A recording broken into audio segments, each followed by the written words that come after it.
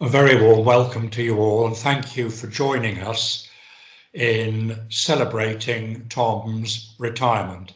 We're not celebrating him leaving, of course, because we're all very, very sad that the time has come when he's going to explore other things. But we're celebrating almost 30 years of Tom working with us and helping us to become what we have now achieved.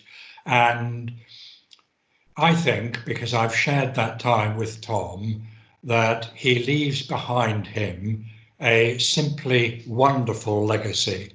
And as a matter of fact, although this virus has been a real disappointment in many, many ways and a real threat, in one sense, it has highlighted for me the strength and the depth of Tom's achievements, because we have had to shut our doors effectively, but our IT department, thank you to Mike and John, have got everybody working from home seamlessly. But more importantly, Chambers itself is in generally good health, and we think capable of withstanding the lockdown and the inevitable difficulties when we start to recover. Going back in time, though, Tom joined us in '92. So, as I say, nearly 30 years ago, 25 odd barristers then, nearly 200 now, £4 million turnover then, nearly 35 million now. And when he got settled in, because he'd come from KPMG and before that Customs, he got to grips with the whole thing. He brought a new ethos, a new state of mind, and a new driving force. And we started on a long, long period of expansion and improvement, which has gone on all the time he's been here. One of the many things that he encouraged us to do was to become specialist. Another was to spread our wings, travel the country, try and create a national reputation for individuals and for Chambers, and all of that has now been achieved. And many, many aspects of where we are now are areas where Tom has helped us hugely. Some of the more obvious things are the expansion into new offices. The Manchester office, we talked about it long and hard, Tom and I. Did we want to do it? Did he want to do it?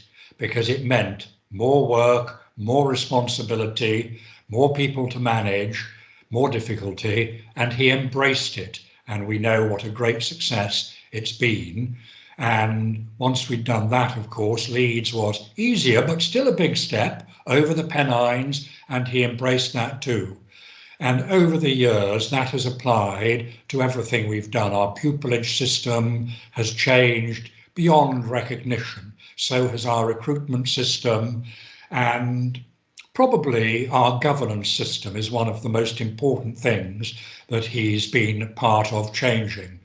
But where I'd really like to end this very short message is to Tom personally, because it's his personal qualities that for me and for many have stood out over the years.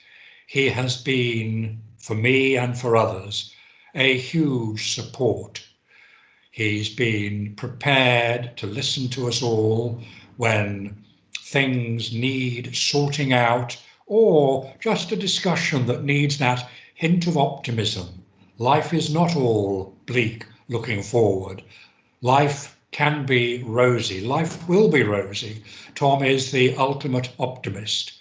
And I think, along with his love of doing deals, that's one of his many great strengths, the personal qualities that have brought him to where he is, surrounded by comrades, friends, supporters, well-wishers, people who wish he was staying, but wish him everything good in the future. And that's where I'd like to end on a personal note. Of course, Tom and I have become great friends, and we've shared the interests of chambers and, most importantly, cars.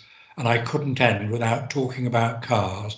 And only earlier this week, Tom's on the email, on the phone, talking about another Ferrari. And that really sums the whole thing up for me. He's looking at the top, aiming for the top, driving us forwards, moving us onwards, and achieving what he's achieved. And the legacy that he leaves behind speaks for itself. It doesn't really need me to point out that where we are now is due to Tom's input. Thank you, Tom. I really appreciate it. But you know that because I've told you many times. So thank you all for listening.